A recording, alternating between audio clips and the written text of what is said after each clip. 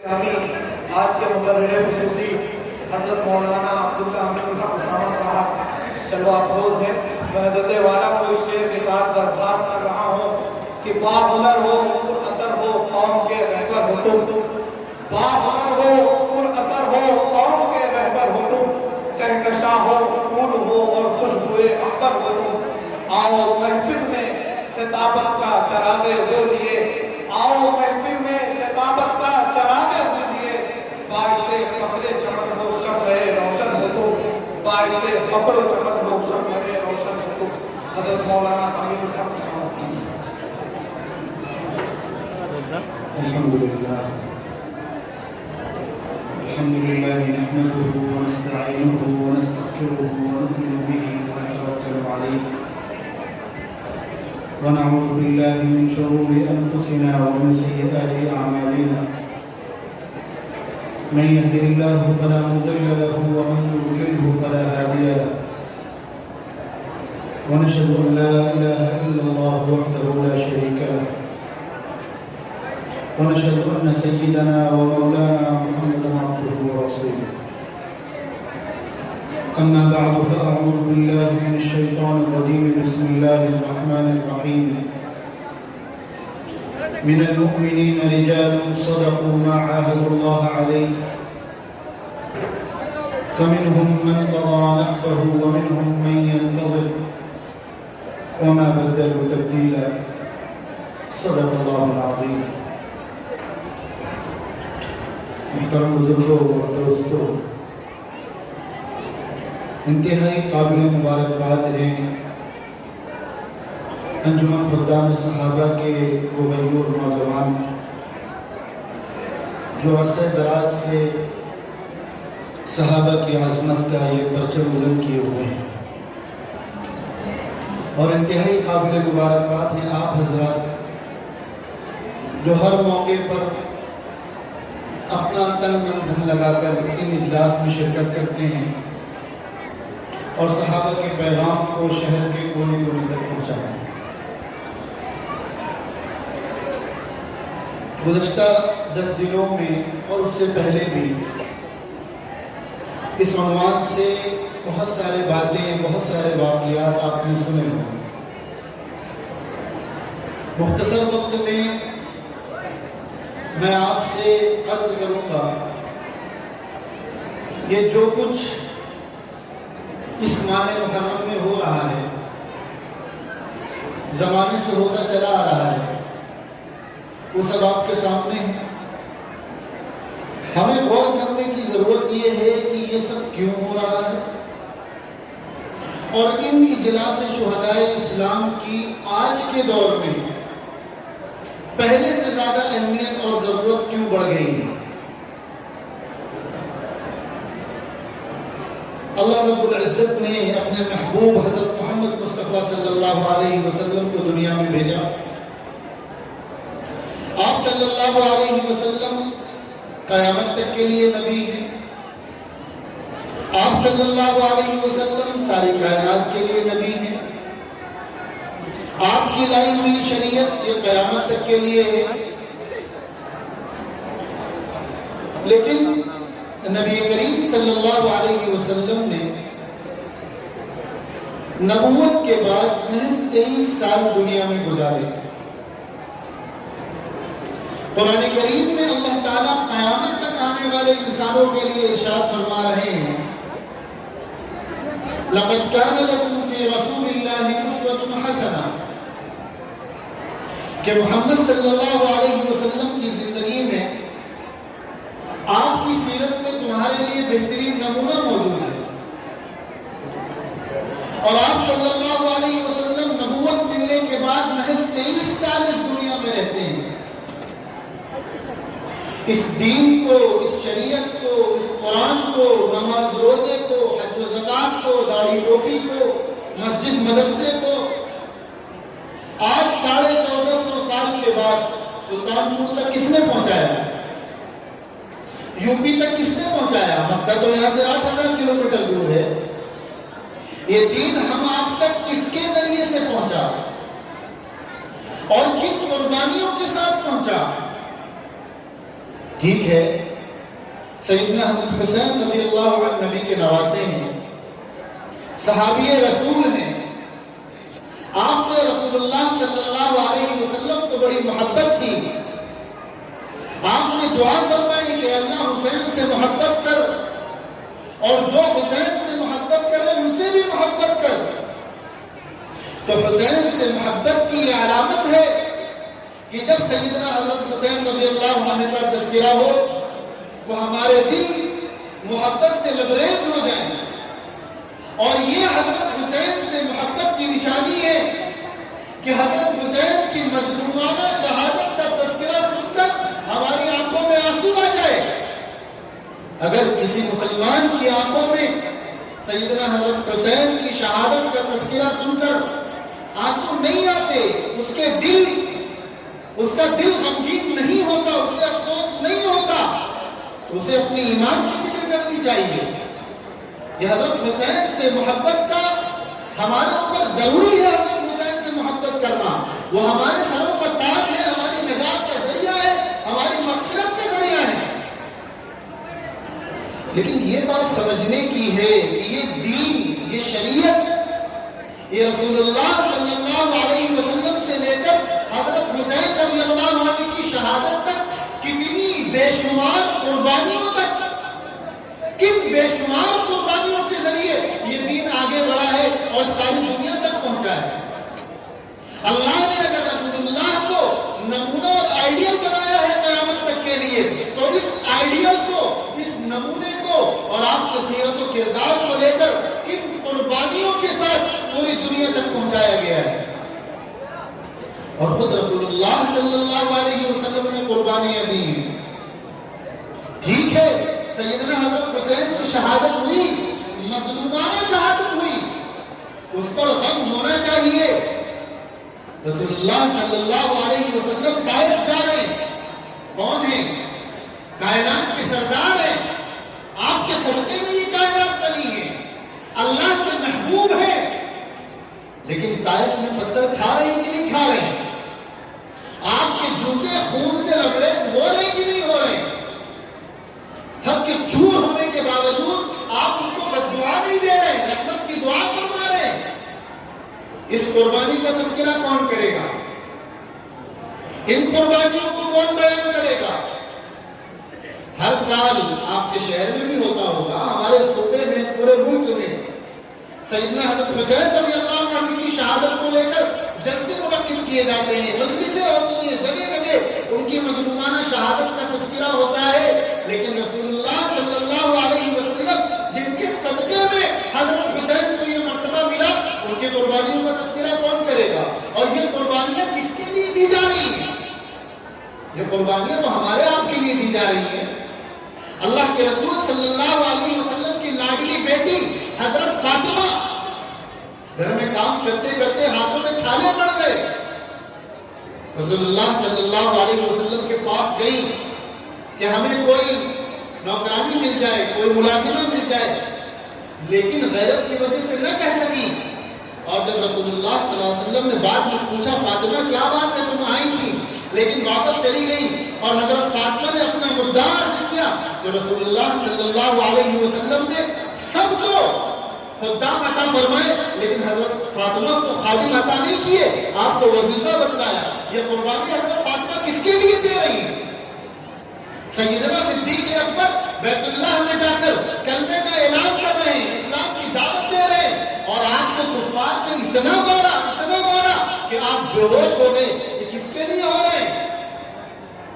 رسول اللہ صلی اللہ علیہ وسلم نے ہجرت فرمائی، آپ 3 دن غار ثور میں ٹھہرے، حضرت ابو بکر کی بیٹی، لاڈلی بیٹی حضرت اسماء، جن حضرات کو اللہ نے اولاد سے نوازا ہے اور بیٹیوں سے نوازا ہے، وہ ذرا آنکھ بند کر کے تصور کریں کہ انہیں اپنی بیٹیوں سے کتنی محبت ہے۔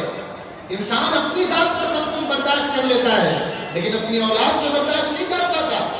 حضرت ابو بکر جو ہر طرح سے حضور کے ساتھ ہیں، اور خالی ابو بکر ساتھ نہیں ہیں، حضرت اسماء غار میں کھانا پہنچاتی۔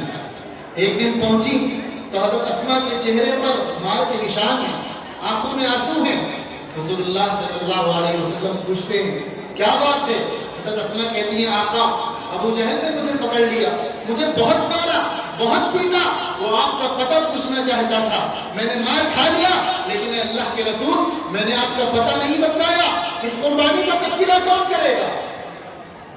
رسول اللہ کی آنکھوں میں آنسو آ جاتے ہیں اور آپ فرماتے ہیں ابو بکر دنیا میں جن جن لوگوں نے میرے اوپر احسان کیا ہے میں نے سب کا بدلہ چکا دیا, لیکن ابو بکر تمہارے احسانوں کا بدلہ میں نہیں چکا سکتا, تمہارے احسانوں کا بدلہ اللہ آسمان میں چکائیں گے.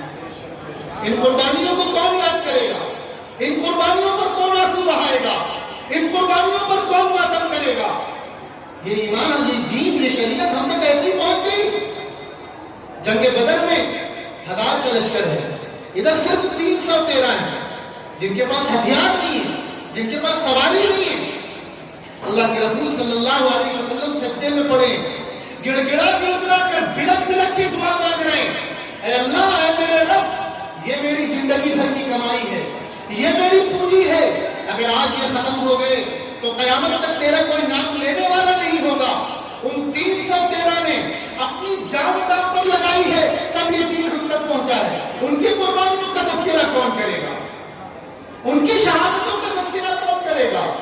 جنگ احد میں کتنے صحابہ کرام شہید ہوئے, حضور کے سگے چچا جن سے حضور کو شدید محبت تھی, حضرت حمزہ رضی اللہ عنہ, آپ کا کلیجہ چیر لیا گیا, آپ کے کان کاٹ لیے گئے, ناک کاٹ لی گئی, آنکھیں نکال لی گئی.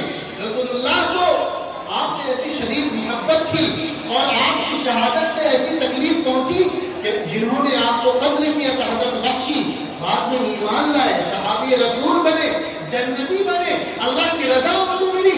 ہمارے سر کا تاج ہے, کسی کو ان پر انگلی اٹھانے کی اجازت نہیں ہے, جنت کے ٹھیکیدار ہیں, جنتی ہیں, بخشے بخشائے ہیں, لیکن اس کے باوجود رسول اللہ کو اپنے چچا سے ایسی شدید محبت تھی کہ حضرت وحشی جب ایمان لائے تو رسول اللہ صلی اللہ علیہ وسلم نے فرمایا وحشی ٹھیک ہے تم نے کلمہ پڑھ لیا, تم جنتی ہو گئے, تم میرے صحابہ میں شامل ہو گئے, تم کو اللہ نے رضا کا پروانہ دے دیا, لیکن وحشی میں جب تمہیں دیکھتا ہوں میرے سامنے میرے چچا کا چہرہ آ جاتا ہے, لہذا تم میرے سامنے نہ آیا کرو. حضور کے وہ چچا جن سے آپ کو ایسی شدید محبت تھی کہ آپ کے دنوں نے آپ کا قتل کیا, جب وہ ایمان نہیں لائے تھے تو ایمان لانے کے بعد وہ صحابی بن گئے, لیکن اس کے باوجود حضور فرما رہے ہیں وحشی تم میرے سامنے آتے ہو تو میرے سامنے چچا کا چہرہ آ جاتا ہے. حضرت حمزہ کی قربانیوں کو کون یاد کرے گا؟ اور حضرت حمزہ کون ہے, کیسے عاشق رسول ہیں, ابھی ایمان نہیں لائے ہیں, گھر پہنچ رہے ہیں, باندھی اطلاع دیتی ہے یا کوئی اطلاع دیتا ہے کہ تمہارے بھتیجے حضرت محمد صلی اللہ علیہ وسلم کو ابو جہل نے تکلیف پہنچائی ہے, شکار پہ گئے ہوئے تھے, ابھی ہاتھ میں ہتھیار موجود تھا, پہنچتے ہیں ابو جہل کے پاس, اس کو ایک ٹھوکر مارتے ہیں اور کہتے ہیں تو نے میرے بھتیجے کو تکلیف پہنچائی, آج میں بھتیجے کا کلمہ پڑھ کر ایمان پہ داخل ہو رہا ہوں. ابو بکر نے سیدنا محمد رسول اللہ صلی اللہ علیہ وسلم کو تکلیف پہنچائی, حضرت حمزہ کلمہ پڑھ کر ایمان لاتے ہیں اور نبی کے دین پر اپنا سب کچھ قربان کر دیتے ہیں, اور ایسی دردناک شہادت ہوتی ہے. ان کی شہادت کا تذکرہ کون کرے گا؟ ان کی قربانیوں کا تذکرہ کون کرے گا؟ ایک قبیلہ آتا ہے, قبیلے کے کچھ لوگ آتے ہیں رسول اللہ صلی اللہ علیہ وسلم کے پاس کہ اپنے کچھ ساتھیوں کو ہمارے ساتھ بھیج دیجیے دین سکھانے کے لیے تاکہ وہ جا کر ہمیں قرآن سکھائیں, کلمہ سکھائیں, نماز سکھائیں. رسول اللہ صلی اللہ علیہ وسلم کو صحابہ کرام کو ان کے ساتھ کر دیتے ہیں, وہ دھوکے باز نکلتے ہیں اور ان صحابہ کو لے جا کے شہید کر دیتے ہیں. رسول اللہ صلی اللہ علیہ وسلم رحمت للعالمین ہیں, طائف میں آپ کے جوتے خون سے بھر گئے, اس کے باوجود آپ نے بد دعا نہ دی, فرشتے نے آ کر کہا تب بھی آپ نے ان کو بد دعا نہ دی. ان صحابہ کی شہادت سے رسول اللہ کو ایسی تکلیف پہنچی ہے, ایسی تکلیف پہنچی ہے کہ 1 مہینے تک نماز کے اندر اللہ کے رسول رحمت للعالمین نے ان کفار کے لیے بد دعائیں کی ہیں. جن سے رسول اللہ کو ایسی شدید محبت ہو ان کی قربانیوں کا تذکرہ کون کرے گا؟ ان کی شہادت پر کون آنسو بہائے گا؟ ان پر کون ماتم کرے گا؟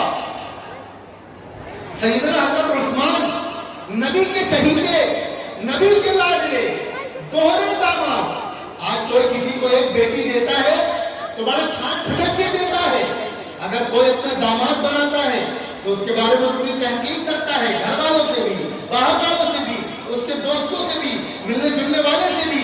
आज एक आम इंसान जो भले बहुत दीनदार ना हो, बहुत शरीफ ना हो, लेकिन जब दामाद का इंतखाब करता है तो बहुत सोच समझ कर करता है। और कायनात के सरदार, कायनात नबियों के सरदार, अल्लाह के महबूब, जिनके सदके में ये कायनात बनी हो, वो जब अपने दामाद का इंतखाब करें और एक बार नहीं दो बार अपना दामाद बनाए और फरमाए उस्मान मेरी 2 ही बेटियां थी, अगर मेरी 100 बेटियां होती तो मैं एक की बात एक तुमको ब्याह देता। वो उस्मान कि जब मुसलमान मदीना मुनव्वरा में, मुसलमानों के पास अपने पानी पीने का कोई सोर्स नहीं था, मुसलमानों के पास अपने पानी पीने का इंतजाम नहीं था, यहूदी का कुआं था, वो जुल्म करता था मुसलमानों पर। उस उस्मान ने 20,000 दिरहम में वो कुआं खरीद कर मुसलमानों के नाम किया था। आपको मालूम है उस उस्मान की शहादत हुई है, वो उस्मान जिसने मुसलमानों के लिए पानी का नज़्म किया, उसको 40 दिन तक पानी नहीं पीने दिया गया। उस उस्मान की शहादत का तज़किरा कौन करेगा? उस उस्मान की शहादत पर कौन आंसू बहाएगा? किसके लिए ये कुर्बानी दी जा रही है कि रसूलुल्लाह का शहर है, मुहतरम शहर है, मुक़द्दस शहर है, यहाँ खून नहीं बहाने देना, यहाँ खून खराबा नहीं होने देना है, भले मेरी जान चली जाए। रसूलुल्लाह जब मदीने तशरीफ लाए, आपने मस्जिद नबवी की तामीर फरमाई। जरूरत पड़ने पर हजरत उस्मान ने उसकी तौसीह की। जिस मस्जिद नबवी की तौसीह में हजरत उस्मान ने अपना माल दौलत लगाया है, उस उस्मान को शहादत से पहले दुश्मनों ने उस मस्जिद में 2 रकात नमाज नहीं अदा करने दी है। उस उस्मान की शहादत का तज़किरा कौन करेगा? रोज़े की हालत में कुरान पढ़ रहे हैं, वो कमीने मलऊन आपको आकर शहीद कर देते हैं। आपके खून का कतरा कुरान गवाही देगा कल क़यामत के दिन उस्मान की शहादत का। आपके खून का कतरा आज भी वो कुरान मौजूद है जिसमें हजरत उस्मान का खून लगा हुआ है। उनकी कुर्बानी कौन बयान करेगा? उनकी कुर्बानी का तज़किरा कौन करेगा? हजरत सुमैया बूढ़ी खातून है, सिर्फ इस कलमे की खातिर अबू जहल मलऊन ने आपकी शर्मगाह में बरछा मारकर आपको शहीद कर दिया। हजरत बिलाल बादशाह आपने ये वाक़या सुना कि किस तरह उन पर जुल्म तशद्दुद किया जाता था, लेकिन ईमान से नहीं फिरे। किसके लिए नहीं फिरे? हमारे आपके लिए। आज हम सीना चौड़ा करके घूम रहे हैं मियाँ भाई का टैग लगाकर कि दुनिया में कोई हमें कोई नुकसान नहीं पहुंचा सकता, हम मुसलमान हैं, हम आशिक़े रसूल हैं और हमारा ये फजीलत है, हमारा ये है वो है। ये सब किसके सदक़े में मिला है? ये मस्जिद, मदरसा, दाढ़ी, टोपी, दीन के नाम पर जो कुछ हमारे पास है वो इन शुहदा की कुर्बानियों का सदका है। और नारे क्या लगाते हैं? इस्लाम जिंदा होता है हर करबला के बाद। क्या सैयदना हज़रत हुसैन की शहादत बड़ी फजीलत वाली है, बड़ी मुहतरम है, हमें उसका अफसोस है। क्या हज़रत हुसैन की शहादत से पहले इस्लाम मुर्दा हो गया था? नबी करीम सल्लल्लाहु अलैहि वसल्लम से लेकर हज़रत हुसैन तक और हज़रत हुसैन से लेकर आज तक कुर्बानियों की ऐसी लाजवाब दास्तान है। अगर रोजाना भी उनका तज़किरा किया जाए तो दिन कम पड़ जाएंगे, लेकिन शुहदा के तज़किरा खत्म नहीं होंगे। और फिर ये जज्बा उनके अंदर किसने उभारा था? ये शहादत का शौक उनके अंदर किसने पैदा किया था? कुरान ने पैदा किया था, रसूलुल्लाह के फरामीन ने पैदा किया था। उनके अंदर जज्बे शहादत घोल कर पिला दिया था। अल्लाह ताला कुरान में कहे वला तहसबन्नल लज़ीना क़ुतिलू फ़ी सबीलिल्लाहि अमवाता बल अहयाउन इंदा रब्बिहिम युरज़क़ून, कि मेरे रास्ते में जो लोग शहीद किए जाएं उन्हें मुर्दा मत कहो, वो जिंदा है। कायनात का रब, जिंदगी और मौत देने वाला रब जिनके बारे में कहे कि वो जिंदा है, आज मुहर्रम में हर साल उनका मुजस्समा बनाकर उन्हें मारते हो। रब जिसके बारे में कहे वो जिंदा है, वो मुर्दा नहीं है। उन्हें हम आप मारे और मोहब्बत के नाम पर मारे और हर साल मारे, ये उनसे मोहब्बत की निशानी है। हम तो नहीं मानते कि हुसैन मुर्दा है, हम तो कहते हैं हुसैन जिंदा है। हुसैन हमेशा के लिए जिंदा हो गए, हुसैन मुर्दा नहीं है। शुहदा मर नहीं सकते, बज़ाहिर देखने में उनकी आंख बंद हो गई, वो अमर हो गए। मुनकिर है, रोए वो जो मुनकिर है हयात शुहदा के। हम जिंदा जावेद का मातम नहीं करते, हमें तो फख्र है, हमारा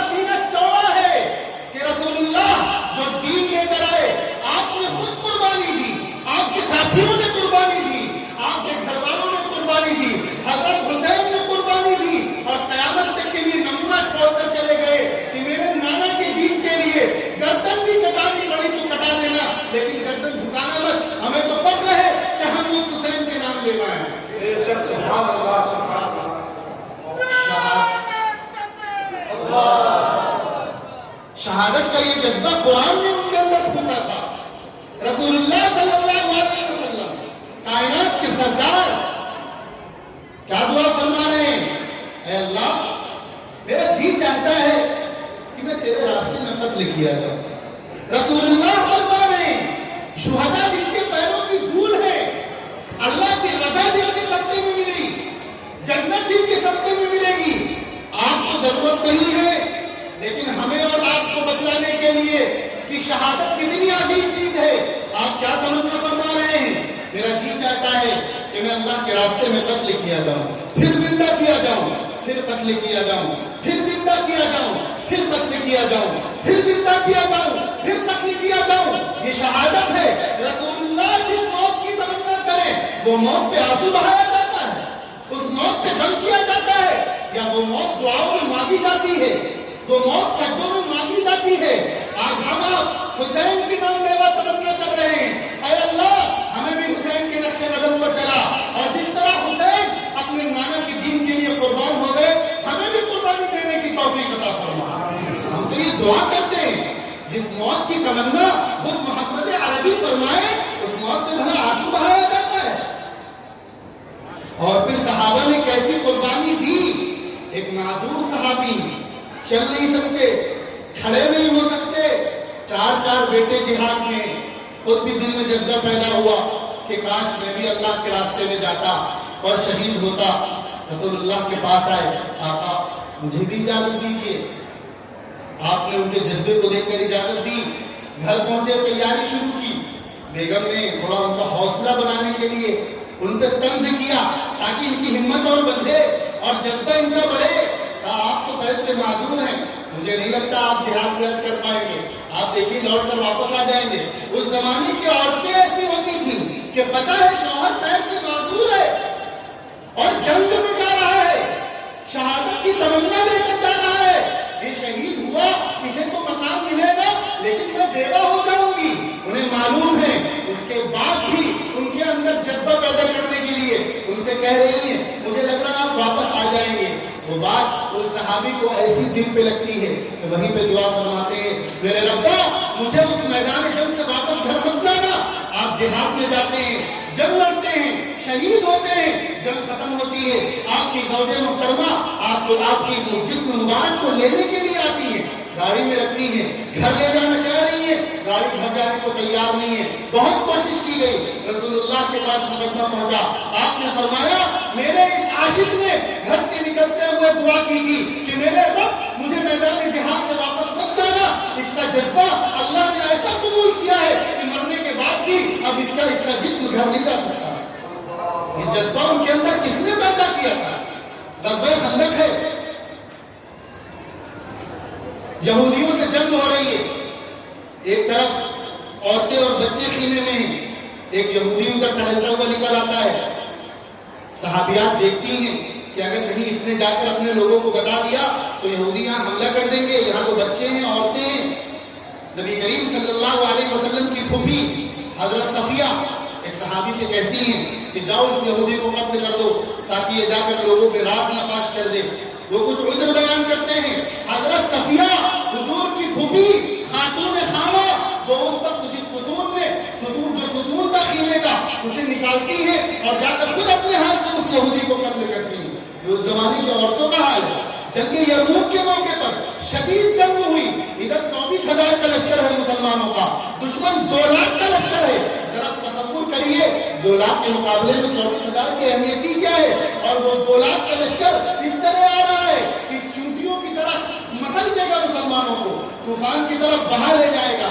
مہینوں جنگ چلی، ایک جنگ کے موقع پر ایک جگہ ایسا لگا مسلمان پستہ ہو جائیں گے، مسلمانوں کے قدم اٹھا رہے ہیں۔ ایک صحابیہ ہے، ہاتھ میں تلوار لیتی ہیں، چہرہ رکھتی ہیں، میدان میں کود پڑتی ہیں اور اکیلے 30 کافروں کو جہنم بھیجتی ہیں۔ ایک خاتون صحابیہ اکیلے 30 لوگوں کو جنت بھیج رہی ہیں۔ یہ منظر دیکھ کر مسلمانوں کا حوصلہ بڑھتا ہے، جو بازی ہارنے والے تھے وہ بازی پلٹ جاتی ہے۔ یہ اس زمانے نبی کریم صلی اللہ علیہ وسلم نے ایسا جذبہ ان کے اندر بھرا تھا اور ایسا قرآن میں بول کر شہادت اور قربانی کا جذبہ ان کے اندر پلایا تھا کہ ان کے لیے یہ سب آسان تھا۔ بہت دور جانے کی ضرورت نہیں ہے. ابھی دیکھیں 20-30 سال پہلے 20-30 سال پہلے ایک ملک جو طاقت میں سب سے زیادہ مضبوط، جس کا یہ دعویٰ ہو کہ سمندر کی تہ میں بھی اگر کوئی سوئی گر جائے تو میں اسے ڈھونڈ کر لا سکتا ہوں، جس کے پاس اعلیٰ فوجیں ہیں، اعلیٰ ہتھیار ہیں، اعلیٰ ٹیکنالوجی ہے، دنیا کے بڑے بڑے طاقتور ممالک جس کی منشا کے خلاف بات کرنے ہوئے ڈرتے ہوں، وہ اس ملک پہ چڑھائی کرتا ہے. انتہائی غریب، جن کے پاس کھانے کو نہیں، جن کے پاس پہننے کو نہیں، جن کے پاس ہتھیار نہیں، جن کے پاس رہنے کو گھر نہیں، جنہیں دنیا دقیانوس کہتی ہے، وہ ملک آج سے 30 سال پہلے پورا لشکر لے کر آب و تاب کے ساتھ ان کو مسلح کے لیے گھسا تھا. ذلیل ہو کر نکلا کہ نہیں نکلا؟ کس چیز سے نکلا؟ جب دنیا نے دیکھا کہ ہمارے پاس ہتھیار زیادہ، ہمارے پاس طاقت زیادہ، ہمارے پاس فوج زیادہ، سب کچھ ہمارے پاس زیادہ، پھر بھی ہم ان سے مار کھا جا رہے ہیں. 1000 کے مقابلے میں 313 کامیاب ہو رہے ہیں، 2 لاکھ کے مقابلے میں 24,000 کامیاب ہو رہے ہیں.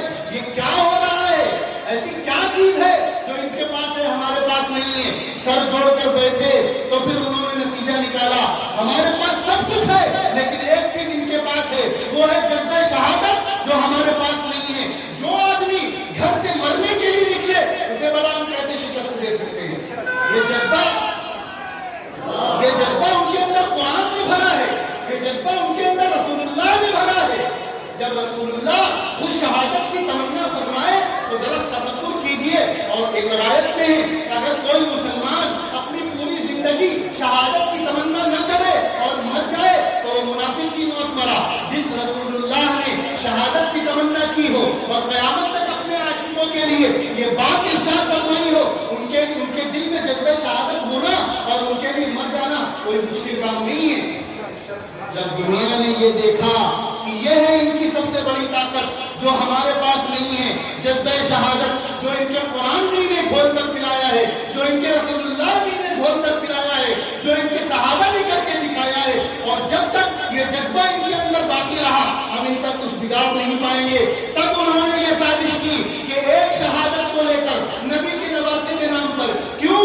کیونکہ حسین سے مسلمانوں کو محبت ہے، جذباتی تعلق ہے، ایموشنل اٹیچمنٹ ہے. حسین کا نام سن کر جذبات بھڑکتے ہیں، آنکھوں میں آنسو آتے ہیں. اس شہادت کا نام لے کر پورا مہینہ ایسا رونا شروع کرو، ایسا رونا شروع کرو، پورا مہینے کو منحوس قرار دو، کلے پیٹو، کالے کپڑے پہنو، نہو اور مرثیہ کرو. جب ایک شہادت کے نام پر اتنا رونا ہوگا تو پھر ان کے اندر شہادت کا جذبہ ہی نہیں بیدار ہوگا. جو عورتیں پورا مہینہ ایک شہادت کو لے کر نہو اور ماتم کرے، ان کی کوکھ سے بڑا شہید بچے پیدا ہوں گے، ان کی کوکھ سے بڑا مجاہد بچے پیدا ہوں گے. یہ دنیا کا منصوبہ ہے، یہ دنیا کی پلاننگ ہے. آج کے جو ہمارے ملک کے اور دنیا کے حالات ہیں اس میں بھی سب سے زیادہ جس چیز کی ضرورت ہے وہ یہ ہے کہ ہر مسلمان کے دل میں، چاہے مرد ہو، چاہے عورت ہو، چاہے بوڑھا ہو، چاہے جوان ہو، چاہے بچہ ہو، اس کے دل میں قربانی کا جذبہ ہونا چاہیے. جب تک یہ جذبہ ہمارے آپ کے اندر موجود ہے، کوئی حکومت آئے، کوئی حکومت جائے، ہمارا کوئی بال بھی باقی نہیں کر سکتا. آج دنیا اسی جذبے کو ختم کرنا چاہتی ہے، اسی حوصلے کو ختم کرنا چاہتی ہے، اسی ہمت کو توڑنا چاہتی ہے.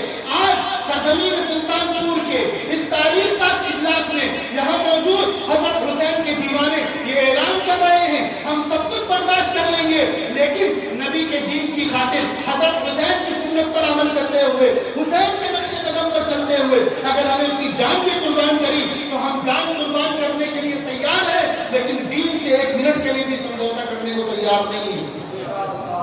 کسی کی حکومت آئے، کسی کی حکومت جائے، ہم مسلمان تھے، مسلمان ہیں، مسلمان رہیں گے. نبی کی نام لیوا کل تھے، نام لیوا آج ہیں، ہمیشہ رہیں گے. ابو بکر عمر یہ ہمارے پیشوا تھے، عثمان و علی یہ ہمارے رہنما تھے اور آئندہ بھی رہیں گے. ہم حسین کے نام لیوا ہیں جنہوں نے اپنے نانا کی دین کی خاطر سب کچھ قربان کیا، اپنی گردن کٹا دی لیکن سمجھوتا نہیں کیا. یہ حسین کے دیوانے آج یہاں موجود ہیں اور ان دیوانوں کا یہ عظیم الشان اجتماع، میں ایک بار پھر اس اجتماع کو منعقد کرنے والے تمام نوجوانوں کو سلام پیش کرتا ہوں. آپ کے غیرت کو 2 سال کرونا کے باوجود حالات ابھی تو غریب ہو گئے، اس کے باوجود آپ یہ اجلاس منعقد کر رہے ہیں۔ اللہ تعالیٰ تا قیامت ان اجلاسوں کو باقی رکھے اور ہم سب کے اندر قربانی کا جذبہ اور شہادت کا جذبہ بیدار رکھے۔ وآخر دعوانا الحمدللہ رب العالمین۔